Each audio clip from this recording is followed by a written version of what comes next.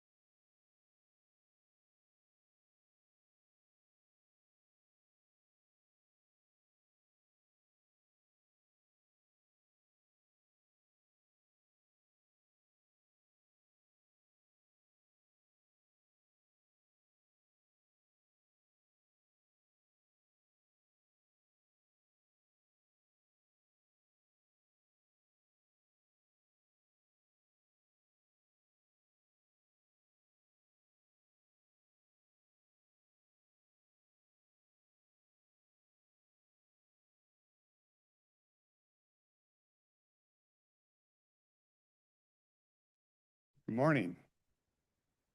Welcome to the Tuesday meeting of the VOCC. We have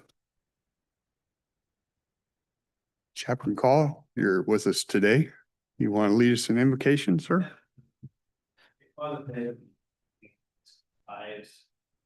Thank you for knowing our hearts, Lord, and with that being said, Lord, if there's anyone in here that has a heart that's wounded, Lord, I ask for healing right now in Jesus' name, Lord.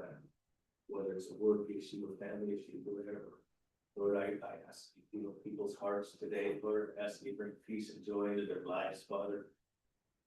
Lord, I just ask you to bless this meeting and bless it with wisdom and patience and collaboration, Father, and ask you to bless our country, Lord. It's going through a lot of stuff right now, Lord, and I know you got your hand on us. I ask you to give us a double anointing with blessing, Father, and I just thank you for all the love you've shared with all of the people, Lord. And Lord, I encourage you to just give us all a double anointing of your love that's in this room, so we love our brothers and sisters, our family and friends, Lord. I just ask for that empowerment, Lord. I just thank you for being in our lives. We appreciate your hand on this meeting and giving us guidance. In Jesus' name, pray. Amen. Thank you, Russ. For those who want to join me in the pledge. I pledge allegiance to the flag of the United States of America, and to the republic for which it stands, one nation, under God, indivisible, with liberty and justice for all. We without a screen again today? Yeah, I talked to him yesterday. He said yeah. You have him coming in? Okay. Okay, I'd entertain a motion to approve the minutes of April 20th, 21st. Make a motion to approve minutes of April 20th, 21st, 26. Okay, we have a motion to approve. Any questions, comments, changes? Okay. Did you hit the right button? Seeing none, we'll call for a vote. Those in favor? Aye. Aye. Thank you. I'll run through consent agenda, agreements, contracts, bid awards, warranty deed, and temporary construction easement for right-of-way purposes on Burma Road, Tootle Park Bypass Project. That's the one where the road's washing away. Bid award for the one-time purchase of high-density polyethylene pipe to 2M Company. Total cost of $34,356.30. Looks like we had 3 bids on that one. An agreement with the Washington State Department of Commerce to provide grant funding for the Tower Road Bridge at Rock Creek. I think 1.95 million they were contributing for that. Okay. Contract execution with Northwest Construction General Contracting for the Camelot Large On-Site Septic System. Project just under $800,000, $799,519 and 84 cents.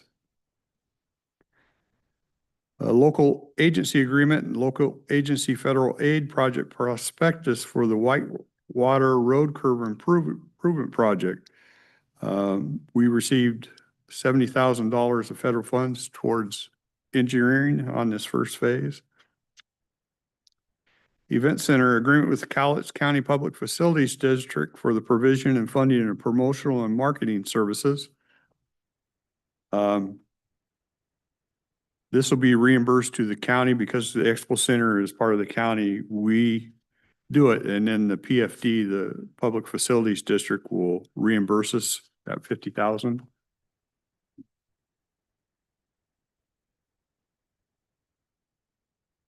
Resolutions, public notice of county road project number 823 for Italian Creek Road improvement located between milepost 2.3 and 3.2. This is off Climber River Road. It's currently a gravel road. We're going to change from 2.3 to 3.2 into chip seal.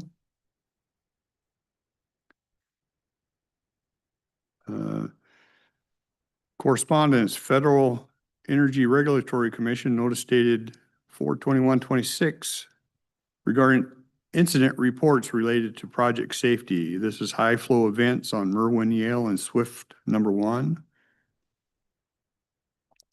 Affidavit of posting resume for the month of March 2026.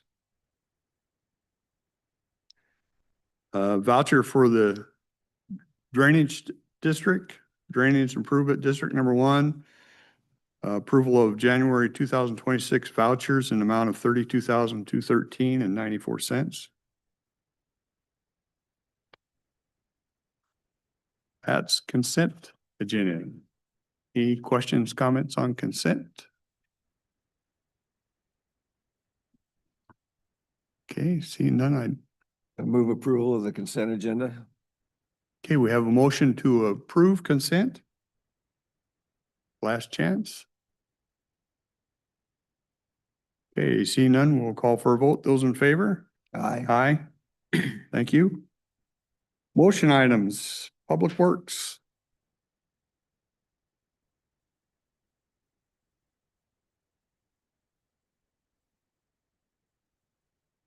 Good morning, Susan Eugenius, County Engineer. So the motion item we have in front of you today is a local agency agreement and federal project perspectives for the Mill Creek Road Bridge #1.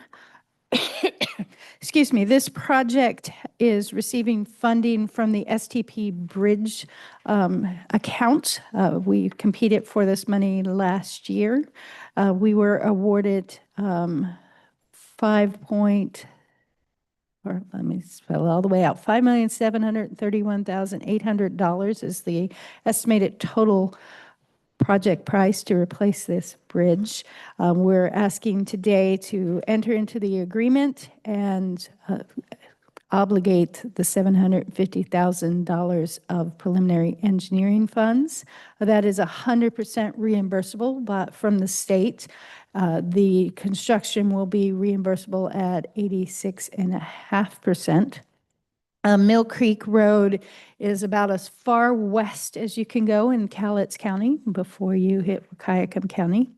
It is off of SR4, and this bridge is from milepost 0.09 to 0.31. So it's north of Ocean Beach Highway, just beyond Oak Point Road, for anybody who's familiar with the roads out there. It is one of our older bridges. It is reaching the end of its life, so this project will help us to replace it. Do they give us a time frame when we do these? So we do have a time frame. You get about 3 or 4 years to do the design, and then you have time after that, 3 years generally, to do the construction. It's generally a 10-year agreement for these. I believe, let me look, there is an end date in the agreement. Let's see if I can find it.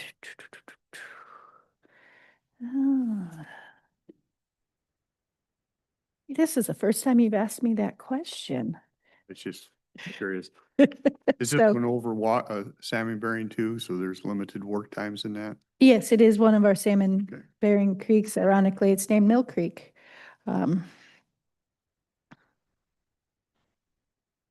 So we're estimated to start construction according to the agreement in 2029.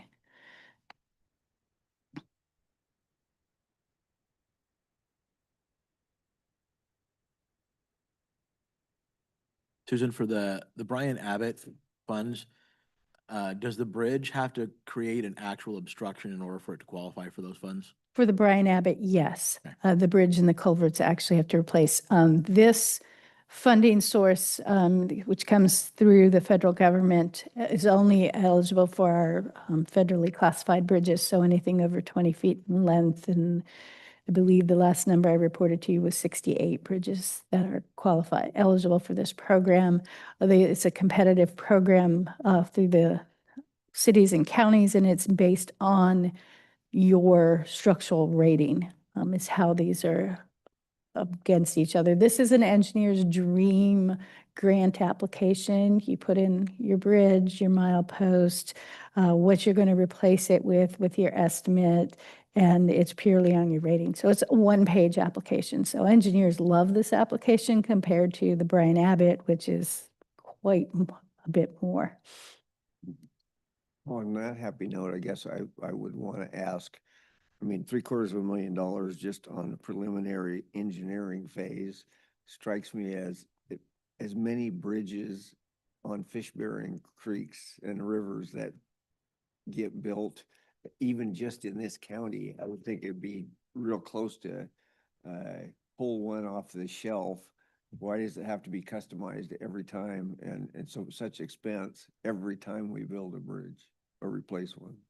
So there's multiple reasons for this answer. So each location is slightly different. You have different, one of the biggest expenses for every bridge is you have to go out there with the geotech. You have to drill, take some drillings so you can design your foundation. Because of the locations, you never know how stable the soils are. And every bridge you do slightly different foundations. Are we going to be drilling piers? Are we going to do spread footings? All depends on the soils. And each, as crazy as this sounds, one side of the creek may be different than the other side of the creek. That is not uncommon where you're hitting rock at different elevations. So that is one of the expenses. And then, and I can't speak to this bridge in particular. I know this bridge, we've been talking about it, and we may actually want to relocate where it is because we look at different alternative. What bridge is your best fit? What's the best for long-term maintenance? And in this location, there is Mill Creek Road and Oak Point Road. That intersection has some challenges so that this bridge location may shift based on being able to clear up some of those challenges. There's big elevation changes out in this location. If you're coming up from Ocean Beach Highway, you're going up a pretty steep hill. So it sounds like we should be able to cookie cutter a bridge. So for example, we're working on the Delamere Road Bridge, and we are saving money out there because we're doing two bridges that are close proximity to each other. So the foundations and everything are very similar, and we're putting in duplicate bridges. So even though we're doing two bridges because of the economy of scale, we're saving money. I kind of gave a roundabout answer, and I don't know if I fully got to the answer. So there are site differences at every site, and once you pick your bridge, yes, the design gets easier. And we do negotiate price on every contract. So this project will, because it's federal money, we will go out for advertisement. We cannot use our on-call consultants for this. So this will have to go through the whole RFQ process, contract negotiations, potentially having small business goals in there. So there's a whole process for us that we go through, and there's a whole set of paperwork, even in the design phase, that federally you have to go through and do certain documentations. And then this also includes our environmental permitting, which hopefully we won't have to go through the full NEPA EIS. Hopefully we can get some kind of a categorical exclusion, because if you have to go through the NEPA, the price goes up and the timeline goes up. So this price is what we think the top end of this is. If we don't spend the money, great. The federal government will be happy. I'll be happy. You guys will be happy. So This is an up to amount. this is an up to, yes. People who applied during the RFQ could come in and say, hey, we could do this for 500,000. Yes, except because it's an engineering service, I can't ask the price ahead of time. No, I know. Yes, but it yes. could come in lower. Okay. Somebody could come in lower. Okay. It'd be nice if they did. Thank you. No construction for 3 years. Yes. We'll hope that price stays good.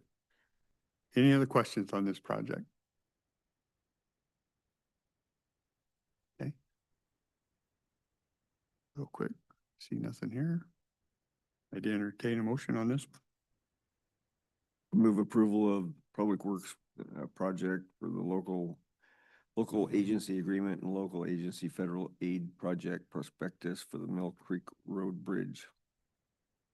Okay, we have a motion to approve. Last call for. Okay, seeing none, we'll call for a vote. Those in favor? Aye. Aye.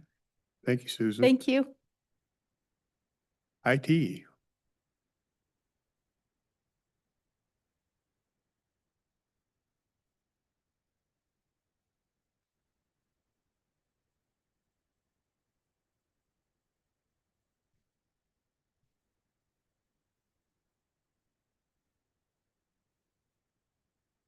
Good morning, Commissioners.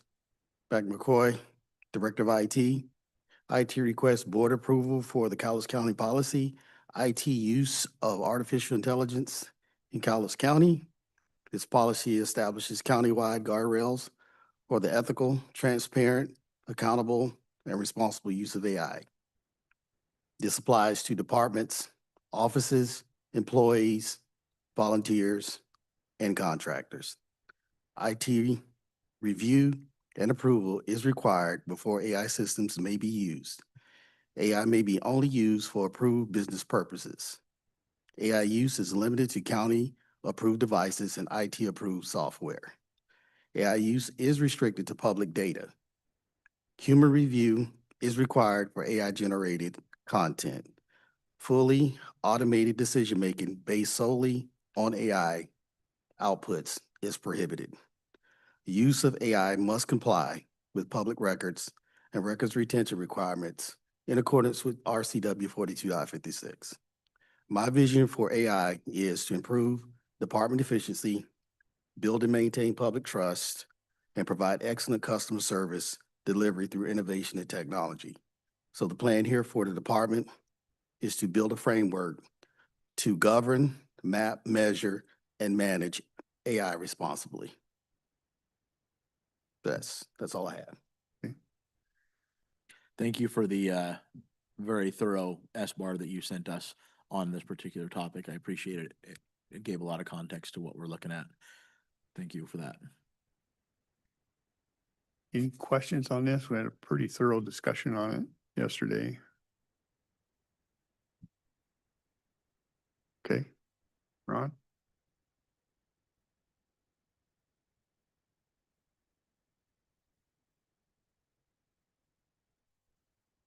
Just a general discussion.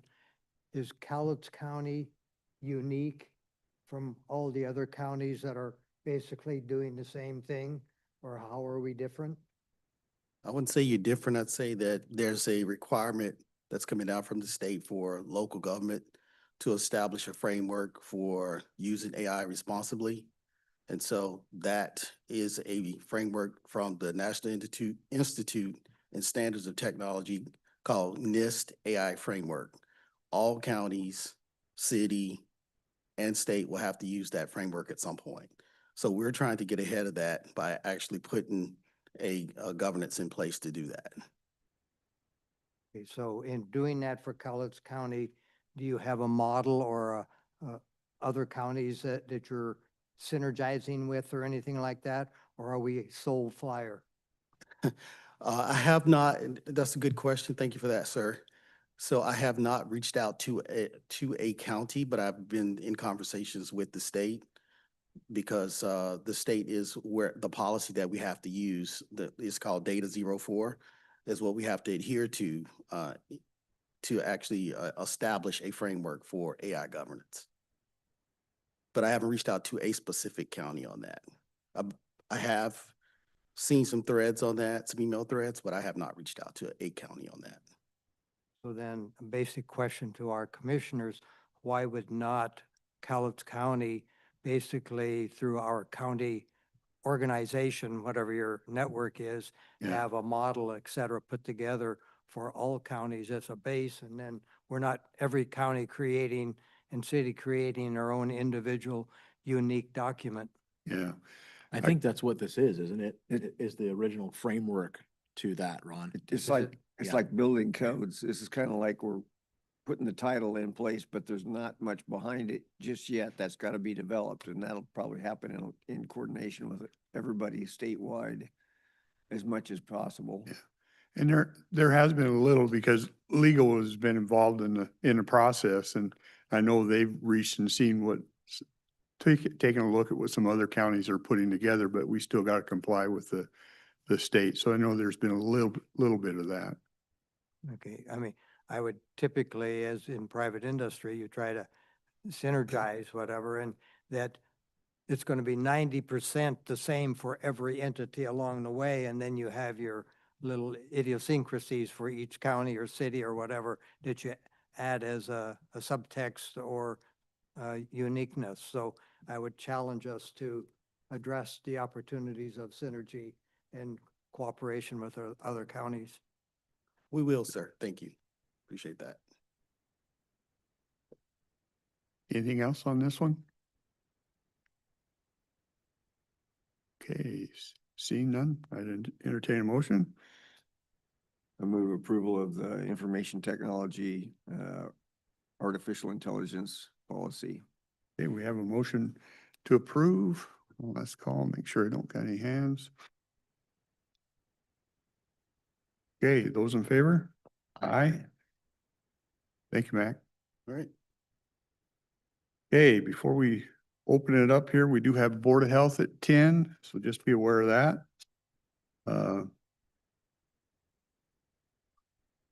Board of Health at 10. Next Tuesday, it looks like we have two different workshops. One, Humane Society of Southwest Washington is coming in at 10 and 11 a.m. I'm seeing critical areas ordinance. It's showing the 4th here, but it's saying Tuesday. So I think it's actually Tuesday. With Building and Planning and the Planning Commission will be joining us for that because we're having to make some change. So they're bringing that in. Okay. With that, we'll open it up. Yeah. Is the, yeah, is the, do you want to hand something out? Yeah, sure. Sure. Thank you. Thank you. And then just make sure the bright green light is on On the the microphone. It's on? Okay, good. Hi, my name is Valerie Pearson with the Small Business Administration Office of Disaster Recovery. And we are here due to the storms that recently happened, December 15th through December 19th, stating that for small businesses, the application date, last application date to file is June 10th, and economic injury is January 7th. And what we actually provide are business physical disaster loans and economic injury. And when I say economic injury, if you don't have enough money to even make payroll. So the financial side, and also we offer home disaster loans. These are loans to homeowners and renters to repair or replace disaster damaged real estate and personal property, including automobiles. And the interest rates are 2.875 for home, business 4%, nonprofit 3.625. And we will have another pop-up on the 9th, next Saturday, the 9th, I think it's May the 9th, on the Hill, what you guys call On the Hill, but it's a county, shoot, I'm sorry. I'm so sorry. State legislature. Huh? Is it the state legislature? Is what you call on the Hill, Olympia? Yeah, it was on the Hill, but it's actually out in this area. Oh, But I don't know. but if you have any questions, just please give us a call. And when you say pop-up, it's like A pop-up people can event. come and ask you questions on? Okay, Mhm. all right.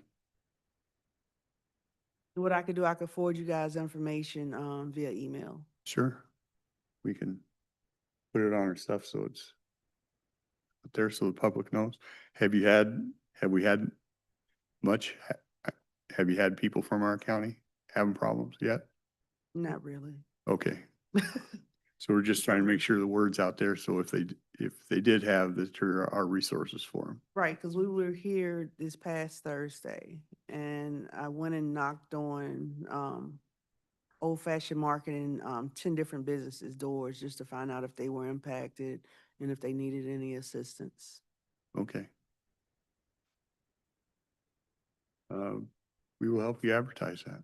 Hmm. Okay, Okay, thank you. thank you. Thank you. Thanks for coming by.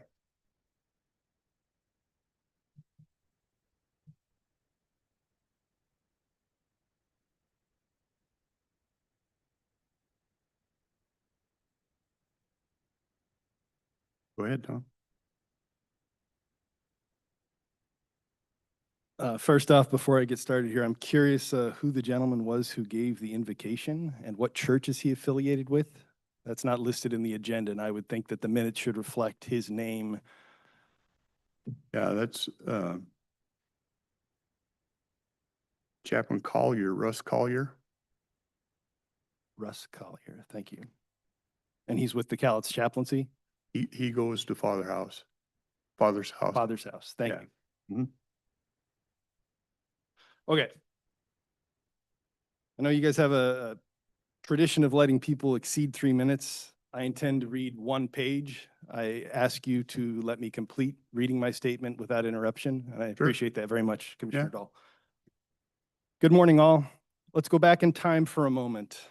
On February 12th, 2024, I submitted a records request on the county portal that read, "Good afternoon. I'm requesting any and all forms of communication, emails, texts, phone logs, paper correspondence, in-person meetings, etc., between and among Arn Mortensen, Rick Dahl, and Longview City Council members Spencer Boudreau, Kalei Lefebvre, Keith Young, Eric Halverson, current 19th District delegates Jeff Wilson, Jim Walsh, and Representative Joel McIntyre, or their respective staff members, and Kelso City Council member Keenan Harvey, from November 7th, 2023 to February 12th, 2024, specifically regarding any mention of Hope Village, severe weather shelters, and other programs assisting homeless individuals, Longview City Manager Chris Swanson, RCW 35A.13.130, titled City Manager Removal, Resolution, and Notice, and the Washington Open Public Meetings Act. That is the end of the request. Too wordy, I understand now. My apologies to the clerk. On February 27th, 2024, Commissioners Dahl and Mortensen each signed declarations that contained the same denial. It read, quote, "I hereby certify that the only personal devices and accounts that I use for Cowlitz County business are listed above. I further certify that I have 0 responsive records to provide to Bailey Silva. All responsive records located on my devices listed above are personal in nature and therefore not public records or are not responsive to the records request," end quote. But as you both knew then, that was a lie. And in fact, you had both discussed county business on your personal cell phones with at least 2 Longview City Council members during that period of time. Commissioner Mortensen also appears to have had at least 2 in-person meetings with at least Council Member Lefebvre on January 11th and January 29th. Your false declarations appear to be felony violations of the Public Records Act. For indeed, you have undeniably concealed responsive communications, thereby injuring the public record as prohibited by RCW 40.16.010. Commissioner Dahl, on January 9th and 10th, you had a text exchange with Councilmember Halverson that was explicitly about document recording fees. And on January 10th, you had a 21-minute-long phone call with Ms. Lefebvre. On January 11th, Commissioner Mortensen had 2 phone calls, exchanged a text, and had an in-person meeting with Councilmember Lefebvre. At 2:08 p.m., after this meeting had concluded, Ms. Lefebvre texted her fellow council members Halverson and Young to say, quote, "Hey guys, sorry to bother you again. I just had a meeting with Arn and he gave some good suggestions on the county partnership again. Can I call you in about 30 minutes? End quote. 26 points of daisy chain contact would then follow among the 4 members of the council majority. In fact, January 9th through 11th was one long rolling serial quorum comprised of well over 100 points of contact among the 4 members of the council majority, not including the 11 additional contacts they had with the commissioners, Senator Wilson, or Larry Crosby. Then later on January 11th, the Longview City Council met for the first time with this new majority. Among other actions they took that night that showed obvious and undeniable predetermination, they introduced a motion to dissolve the City of Longview's local housing program and to rejoin the county's homeless plan. They also rescinded the resolution that had secured Longview's portion of the document recording fees from your miserly and idle hands for use at Hope Village after you and Mr. Mortensen had repeatedly refused to disperse them. And let's be clear, the word predetermination would more accurately be described as coordinated direction and execution from you and Mr. Mortensen, as well as their 19th district puppet master, Jeff Wilson. I'll end by rhetorically asking a couple questions. Was it worth allegedly committing felonies just to punish Chris Swanson, Ann Rivers, and kill Hope Village? Did Longview taxpayers deserve to incur almost $800,000 in unbudgeted general fund expenditures so far in the aftermath of this stupid Cowlitz County conservative conspiracy, also known as the 4 Cs? And of course, attorney fees are still rapidly accruing from all of this. And can you really call yourselves conservatives for radically wasting precious taxpayer funds like this? Or let alone Christians for showing such deep disdain for the homeless and for so willfully bearing false witness? Commissioner Dahl, not only should you not run for re-election, if you had any honor, you would immediately resign, because you and Mr. Mortensen deserve to be prosecuted for your involvement in this scandal.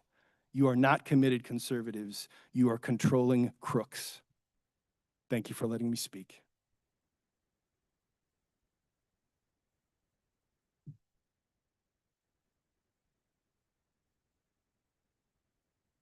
Anybody else?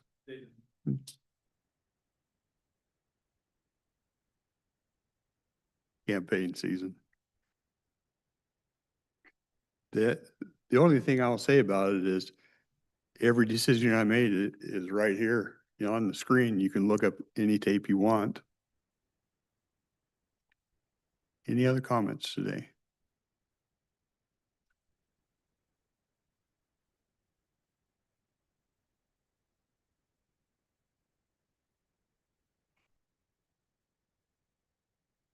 Good morning, Commissioners. Thank you for your work and things you do for us. Just a general observation from an involved community person, Ron Kozlowski, is that I've watched this activity go on. I've been at council meetings, et cetera, and I have one heck of a hard time seeing anything positive that is coming out of any of this. So I'd like this threesome and their suit and their attorneys really just to tell us what is their real objective and what good is it doing for the community. Thank you. Yeah.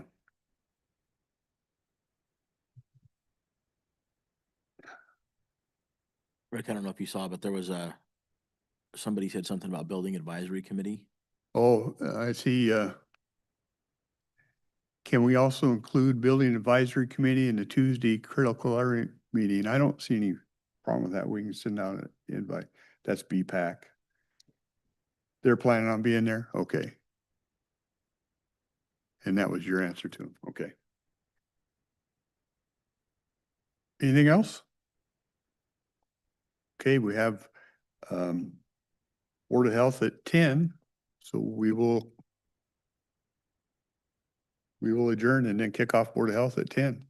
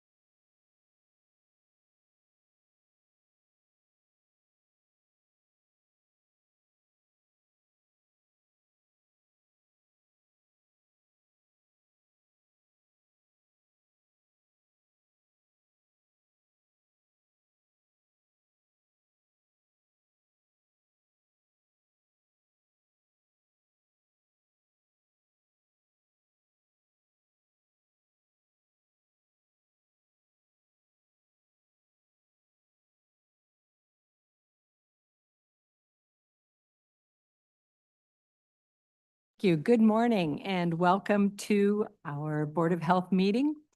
So it's a marginal, but looks like it might be a lovely spring day out there. So we're going to go with it. So, all right. First order of business is I will be conducting the meeting as Kelly had a family obligation today to attend to. So I'm going to call the meeting to order. And the first business is review of the minutes of March 31st. Has everyone had a chance to review those? And if so, I would entertain a motion to accept these. Move approval of the minutes. Thank you. And do we vote on? Okay. I call for the vote. All in favor? Aye. Opposed? Abstain. Thank you. Motion carries. So new business, first thing is the new schedule that we are going to be moving to an every other month schedule. So our next meeting will be in June.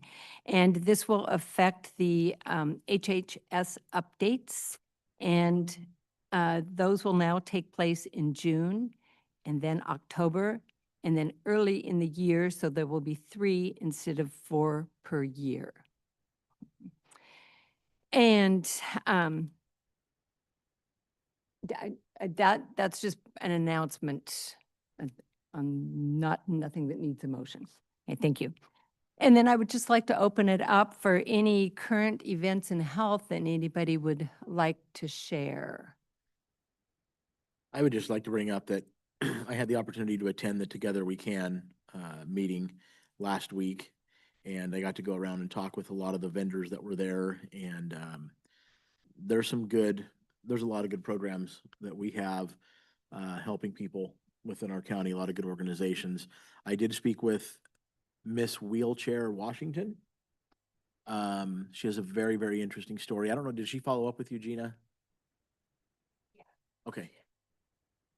Okay, yeah, she is. She's going to come and share her story with us as the Board of Health and her situation. But really, a lot of really good things that I saw at that event, and it was good to see members of our community helping less fortunate members of our community when it comes to their health situations. So I thought that was really neat. Commissioner, can you give me a little background on the event itself? Yeah, it's there's a couple of organizations within Cowlitz County, LifeWorks. I don't know how many there are that actually do that, Gina, if you can chime in. Is there 2 or 3 that have that same program where they help people with disabilities get jobs throughout the county? Yeah, we work with 4 vendors in town who, as part of the county's involvement with developmental disabilities programming, work with individuals in the community to obtain and maintain employment and other community activities. Once a year, they put on this event called Together We Can, where they kind of bring together folks in the community who either work with, support somehow, or self-advocates and their families. They host an event to recognize just some of the work that's going on in the community. We give some awards out. Commissioner Rader was able to come and help us do that and have some guest speakers and things like that. So they do that event once a year. There's quite a few businesses in our county that support that program and hire quite a few people that are in the program. It's pretty neat to see. Yep. Yep. Thank you.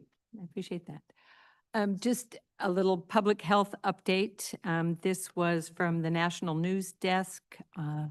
It was reported, let's see, April 16th on Como on Washington drug use, because substance abuse tends to always stay high on our mind as far as a public health problem.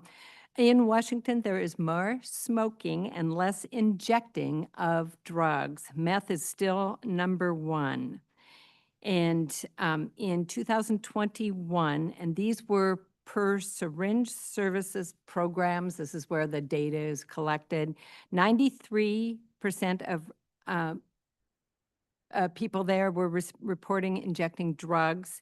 And in 2025, that decreased to 44% were injecting, but 90% were smoking drugs. And they what they determined from this is that providing smoking supplies seemed to decrease the injecting of drugs. Now, whether you agree with providing anything for drug use or not, it was an interesting just data that they found that if they provided supplies for smoking, that decreased the injection. If you're looking at it from public health, helps decrease a lot of the bloodborne pathogens and other sequelae from drug use. Meth was 90% of the use, fentanyl 58%, cannabis 50%, alcohol 26%, crack or cocaine 26%, and heroin 9%. So just thought that was interesting to just kind of see what the trends are doing. And then measles continues to stay in the news. The 5th case of measles was confirmed in Kittitas County. So we continue to watch for measles. And then Dr. Krager, I was going to call on you to see if you have anything additional that you would like to add as far as public health updates. Great question. Yeah, Steve Krager, health officer. Speaking of measles, as you know, I also cover Walla Walla, and we've had, you'll be the first to know, we're going to announce another measles case today, so that's exciting. But it is I think we've talked about this before, but it's an interesting kind of public health problem when we have a measles case because it involves a lot of trying to understand where someone was during their contagious period. Unfortunately, measles is very contagious, as we know, and also, people don't always, you're very contagious before the rash shows up. So that's one of the things that we run into, or that we've been running into, is that people don't realize they have measles. They think they might have a cold. The symptoms are, you can have a cough, runny nose, and red eyes, and a fever. Those are kind of the classic symptoms before you get a rash. That can be a lot of other viruses that do those sorts of things. So anyway, all that to say, it's unfortunately, it's kind of an ongoing issue. But, we are also learning a lot as we kind of go through these experiences and kind of hone how we do our response. So that's kind of been an interesting thing in my world recently. Yeah. Thank you. Yeah. About, and I don't remember off the top of my head, I'm thinking it's 7 days after exposure, the rash develops, and symptoms usually develop within 3 days. Is that? It's a range. That's on the shorter end, but it's kind of usually around 7 to 12 days that you start developing symptoms. So it can be a little bit longer. Yeah. Which is also hard too, to track down, right? Because then you're looking at this huge window of well, where did they get this from? If you're looking at, essentially a 21-day period where someone could have been exposed. So yeah, it's kind of a little bit of a mystery sometimes, a little investigation, right? Yeah.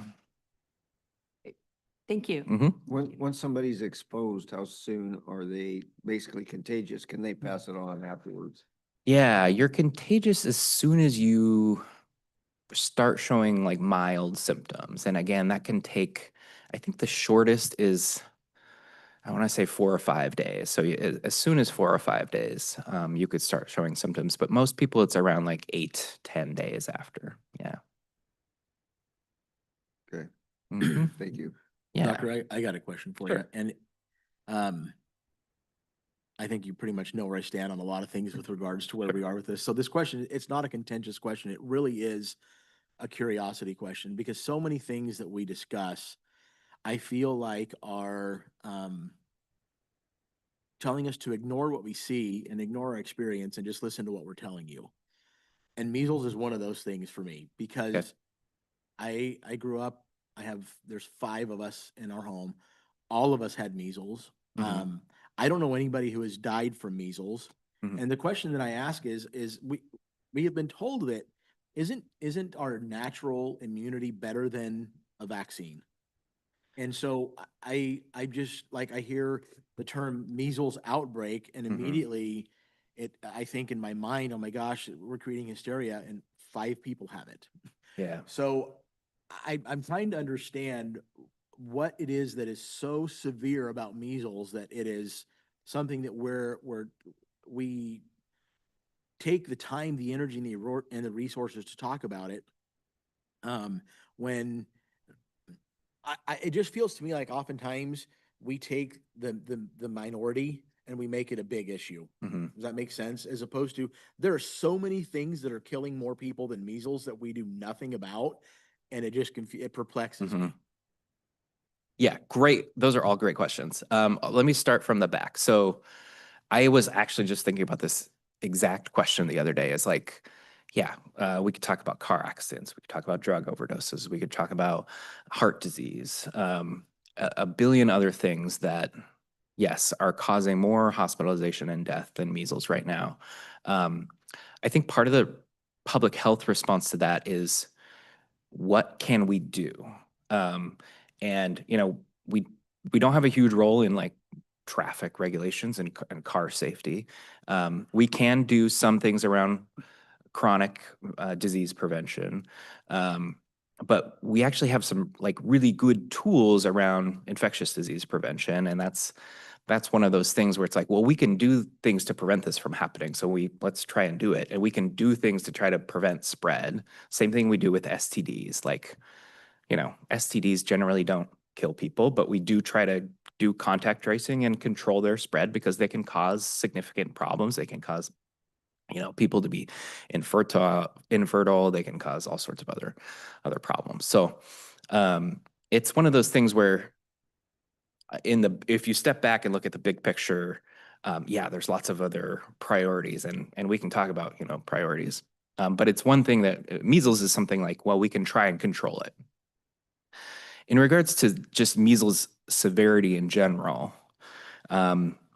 we have had, we had 3 deaths last year from measles. The prior 25 years, I think we'd had 1 in the United States. And to me, that's a huge success, right? We've been able to cut down measles deaths, such a huge amount. I think in the 50s, prior to the measles vaccine, we're looking at, hundreds of thousands of cases every year and hundreds of deaths. And again, you could make the case like, well, how do we, prioritize that compared to other health ailments? But it's, hundreds of thousands of cases, tens of thousands of hospitalizations. It's a huge burden on our healthcare system. And then hundreds of deaths, especially in children, that are preventable. So that's the thing that gets to me too, is like a lot of this, we can prevent with a very effective vaccine. Which brings me to your natural immunity question. Great question. Because I think measles is interesting because the immunity actually between like 2 measles shots and a natural infection seems pretty equal in terms of preventing illness again. But I think that's the point, is you can get 2 MMRs, 2 measles, mumps, and rubella vaccines, and then be immune to measles for the rest of your life, or you can get measles, and then all the potential consequences that come along with measles, which, again, I've had some interesting, experiences recently with cases, and while none of them have had to go to the hospital, well, some of them went to the ER, but none of them had to be hospitalized. It was still a pretty miserable experience. From what I can tell, they did not feel good. So even just preventing that sort of kind of discomfort and people missing school and people missing work, to me, is important. Stepping back again on like a larger scale, I think the part of the reason it's gotten a lot of attention recently is we had so few measles cases for so long that the last 2 years is a change. It's a change. We're not nearly close to where we were, 60 years ago. We're still, again, we're talking about thousands of cases. Like, I think we had 2,000 cases last year, close to 2,000 in the United States, compared to 500,000. So we're not close in terms of volume, but I think it's the direction. It's like where we're headed. It's like, if we keep heading down this road, what does that mean? And, I think I also think about, yeah, like resources for public health. At a certain point, like we have, when we have one case, we can devote a lot of resources to try to, slow spread or stop spread, but that becomes a lot harder as we see more and more cases. So almost naturally that the resources devoted to each case kind of gets diluted, if that makes sense. So I think I covered most of your questions, but any follow-up questions, and I hope I covered them. Yeah. I think it's a wonderful discussion, and I think part of what's really important with measles to keep in mind versus like chicken pox, right? We grew up with chicken pox, right? So, but measles is particularly, and I had to Google to make sure I was on the right track with this, particularly dangerous for children under 5, 1 in 20 end up with severe pneumonia. It can cause a lot of permanent disability. Also, adults over 20, interesting, are more at risk. Pregnant women. So that's another thing, is it does cause complications with the baby if a pregnant mother gets it. And people with weakened immune systems, as always, right? And about 1 in 5 unvaccinated people in the US who contract measles are hospitalized. So, yes, there's a lot of cases out there. Nothing happens other than it's a pretty severe illness, but you get over it and then you have the immunity. The immunity that you have from having the disease versus the MMR vaccine is pretty comparable. Now, that's not the case with all vaccines. Okay, some vaccines don't last as long as the natural immunity, but in this case it does. So it's really more about protecting those that we don't know what their response to the measles is going to be. We don't even know what our own response is going to be. So I don't want to find that out. So I would rather take the vaccine than have the disease and find out, oh, gee, it was going to be minor. But that's my own personal choice on that one. Yeah. Hopefully that helps. I think I had the hard measles, or is that German measles? Is that what it was? They called it back, I don't know, 60 years ago. Well, it would have been more than that for me, but fourth grade, I think, is when I got them. Yeah. But what is there, can you point your finger at one particular symptom in the measles that is what kills people? Respiration, fever, what one thing is the predominant factor that kills people? Yeah, it's really the complication from the virus, which I think if you look at deaths, it's most likely from pneumonia.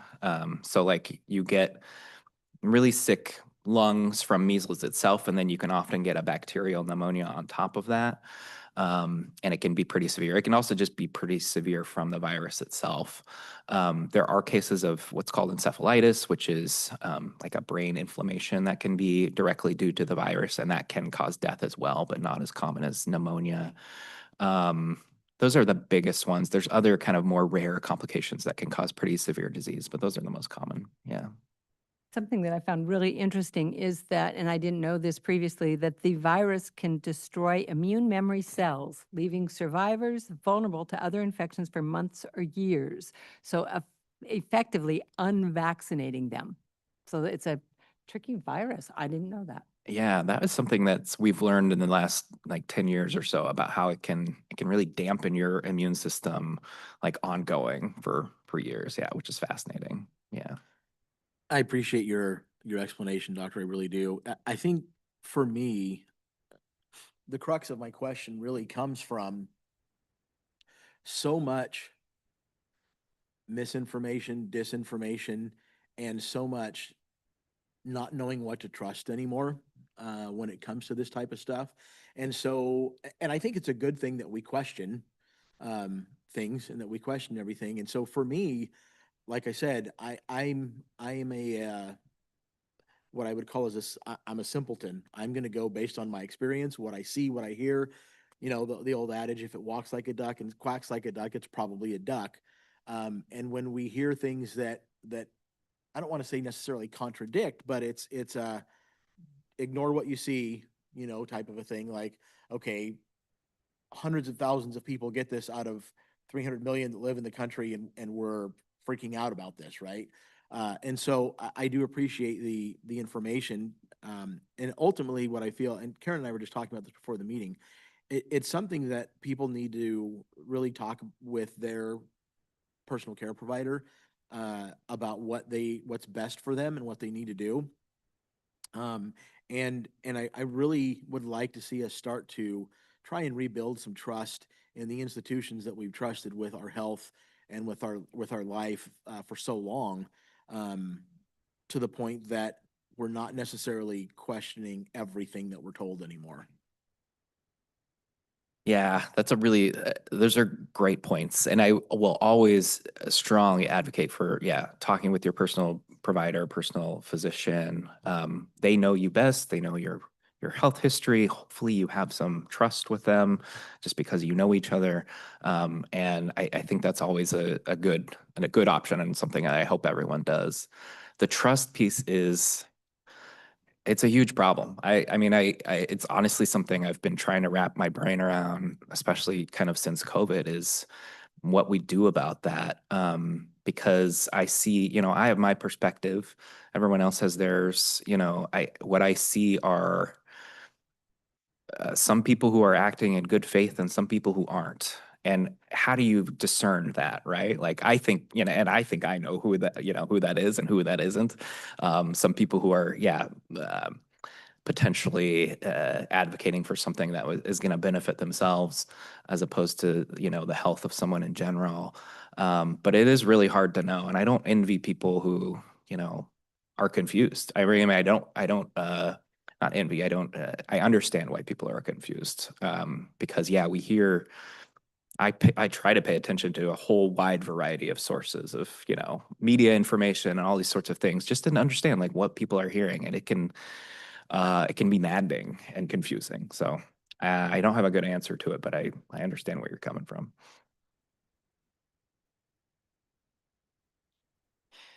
I just have a question about the flu vaccines. And I heard, and I don't know if this is true, but are they based on the mRNA?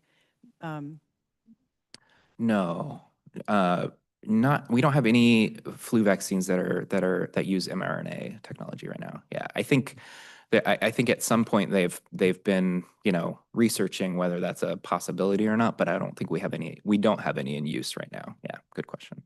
Okay. And as far as measles, I think the good outweighs the bad of that vaccine. And I've seen cases over the years as a school nurse, and it really is miserable. And if there is a way to avoid it, I think it really has been useful to our nation and probably the world especially. So I am for the measles vaccine. Thank you. And this is a question for you, Karen. You talked about the bloodborne pathogens and the smoking. Do we not still have counties in our state that have needle exchange programs because they were supposed to help with the bloodborne pathogen spreading? Yes, yes. We have a lot of needle exchange programs throughout the state still. And the reason for that is to promote sterile needle usage to decrease the bloodborne pathogen problem. And statistically, it's shown it does help. Not So- as much as giving them something to smoke, though.